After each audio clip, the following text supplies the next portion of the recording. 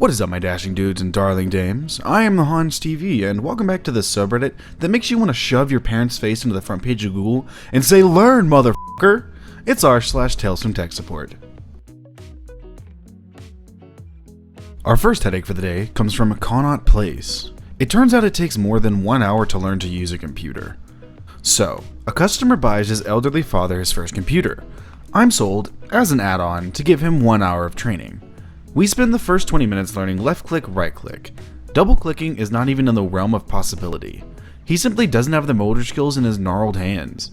We run out of time long before I can even begin going over the genealogy program that was supposed to be the main goal of the training. I install it for him, but that's as far as we get. So I call up the son, who's in his mid-40s, and try to express my concerns about the feasibility of his goals. I alert him that his father will need a lot of help, and try to set some realistic expectations. I'm surprised he goes completely jerk mode about it. He claims that the salesman told him we would teach his father everything he needs to know to use a computer and how to print, use the internet, etc. I told him it was a 10-minute process getting him to use the power button, and he's going to need a lot more help. He accuses me of shaking him down for more money. I tell him he definitely shouldn't be paying me $120 an hour for training. Find a 10-year-old and give him 5.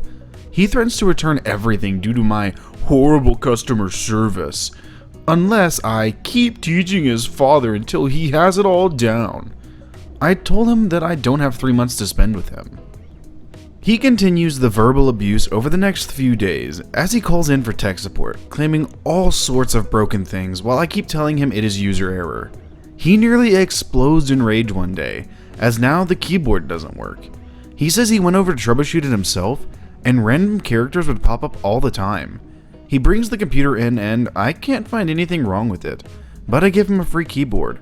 Of course, this keyboard is faulty too, with the exact same problems. He assures me he has tested it himself, and I need to stop denying there is a problem.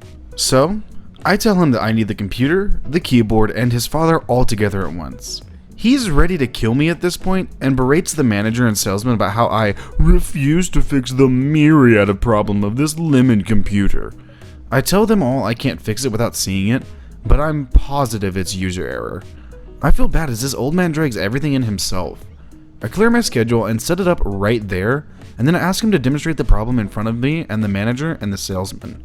I'm shocked that none of them see the very obvious problem. The guy's hands are so gnarled, he isn't so much as typing as he is banging the keyboard while wearing mittens. He's also resting his wrists directly on the stuck keys. I call the son, remind him I told him all this from the very first day, and let him know the problem is as fixed as it can be, as I train the old man to use the hunt and peck method of typing. And I stopped hearing from him after that. I don't really have much to say on that one, other than it's really sad that the son was getting mad at the guy, even though it wasn't really something he could fix. It was his dad's problem because of how arthritic his hands were. And that's just sad that he was going off on the guy even though it was user error. Our next one comes from Big Dummy 9999. So much fail. I work in a secure building.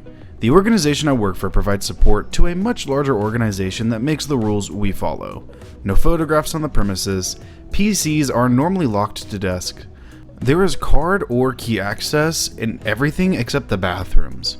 No devices capable of storing information other than USB drives provided by the parent org are to be connected to any PC, and anything copied to said devices is encrypted. If you don't enter an acceptable encryption key, then your file doesn't get copied.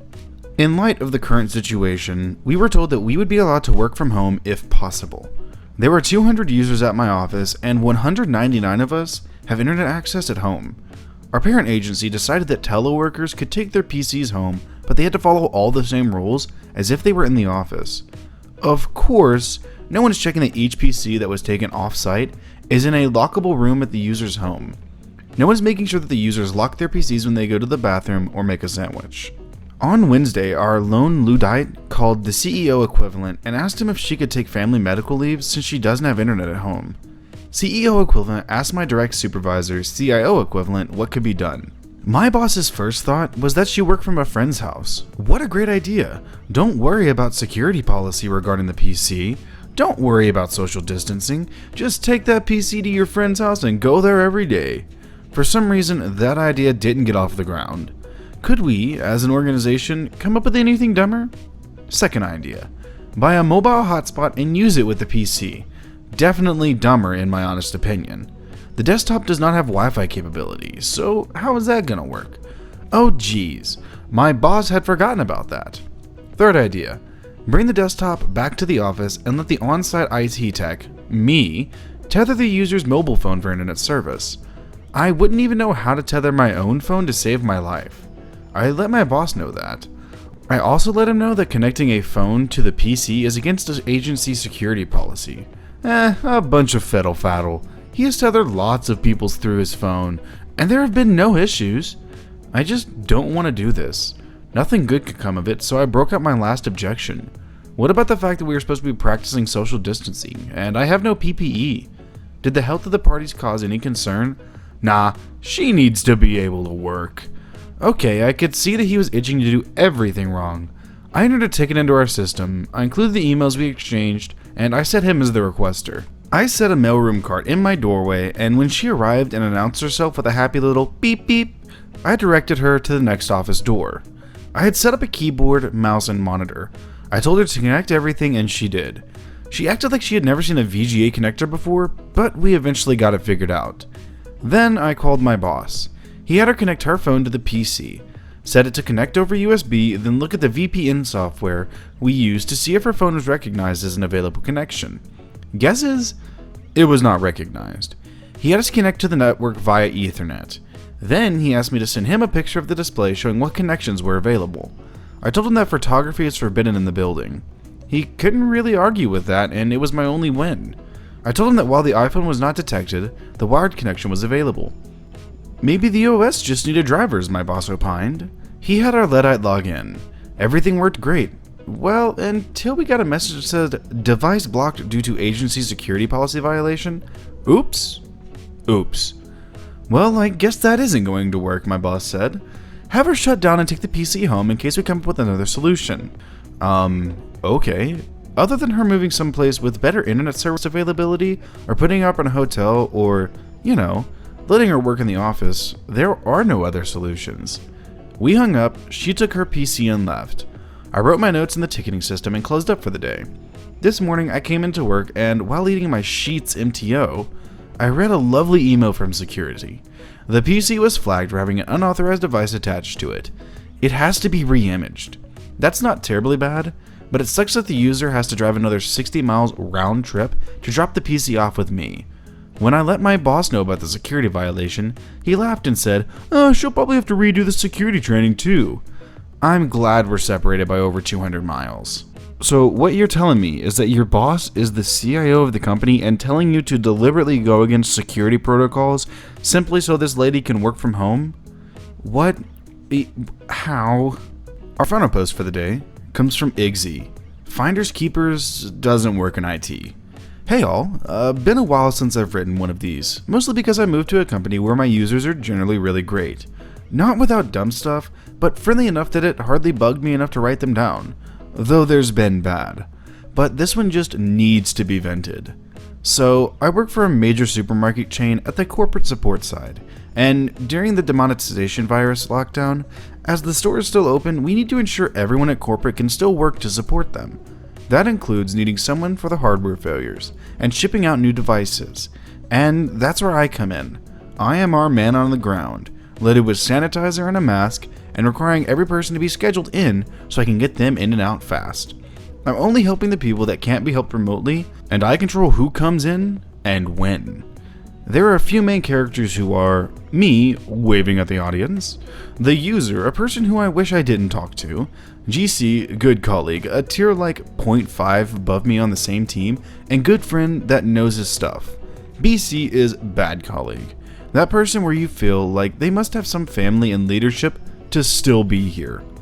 Yesterday was a hellish day of back-to-back appointments. There's a VM system we use that the vendor requires in-person setup on. I'll leave it at that. But there was a lot of that, as well as calls from EAs because that falls to me in this situation.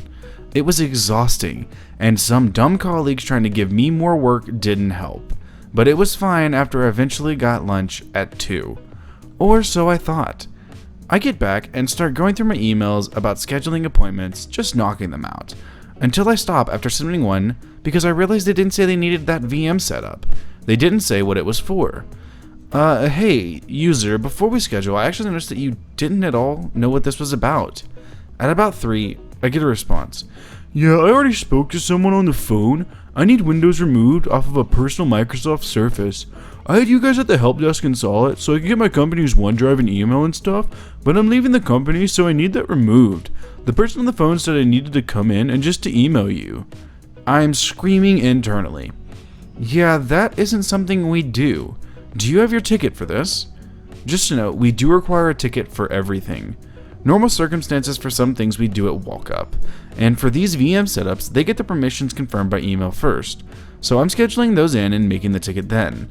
Every other in-person thing needs a ticket before they get scheduled, but I didn't wait for them to respond. I went hunting for the ticket in our system right away, and I find it, and my stomach drops as I see it's from bad colleague, though I'm not shocked. As I start to read, I start seeing red. State is closed. Notes, user needs to delete all user information. They're leaving the company while all company data removed. Told them to email me for an appointment. Contradictory wording there is accurate. And the process is for bad colleague to contact me for an appointment when they have a call. Not the user. Open our instant messaging app. Hey, bad colleague, what's the deal with this? We wouldn't do this and your ticket isn't giving any info. Bad colleague has the sound of wind blowing in crickets. Opens new chat window. Hey, good colleague. So I've got a user claiming that we helped them install our licenses and MDM on a personal device, and they want it clean so they can leave the company with it. They said we did what to what? I forward the email chain with the link attached to bad colleague's ticket. For Christ's sake. Adds in others on his tier and emails user back for more clarification. So, I worked for Department X, and when they closed we were moving to others and we had some extra equipment. My manager said I could have this Surface to keep because it was an older model and we didn't need it, so it's been my personal device. But then last year I thought it would be good to use for some work things, so I had you guys reset up the management that had fallen off. As I facepalmed, I'm pretty sure I could hear all the upper level text now on the chain facepalm. But this whole mess gets better because now, 40 minutes later, and when I should already be going home, my instant messenger lights up. Sorry I wasn't clear, I'll call them now. No, don't. We already have the higher tier helping coordinate this mess, so I have her on the phone now. I'm remoting in. What should I do? Adds good colleague to the chat, so good colleague, bad colleague has user on the phone after calling them back. Good colleague. Yeah, I just emailed them this, but tell them that this isn't how the device ownership works. Tell them that they need approval from legal and from our vice president since we own the hardware, and you can help them reach out to them. Me and a private message to good colleague. Christ, I can't even see straight from this stupidity. You got this so I can go home? Yeah, I'll make sure bad colleague gets this addressed. I wish we could just blanket say, that's not how any of this works, and you definitely don't get to keep it. Same, here's hoping following process, they still don't get to keep it. And with that I signed off, and rode my bike home down the barren quarantine streets to get home and drink until I wasn't angry anymore. I just feel bad for the user because they're probably not going to get to keep that device, and they were under the impression from their supervisor that they were. Well, alright my dashing dudes and darling dames, that is going to do it for today's episode of r/Tales from Tech Support. I hope you enjoyed the stories, and if you did, I'm going to link them down in the description as always. And if you liked the video, subscribe, share, drop a like, and a comment down below which you'd like to see me read next. A humongous thank you to everyone who has subscribed to me. I can't thank y'all for how y'all are growing this community, and I can't say how proud it is that I am the leader of this community to see y'all interact with each other and be as good as y'all are to each other. But with that being said, I will see you in the next video.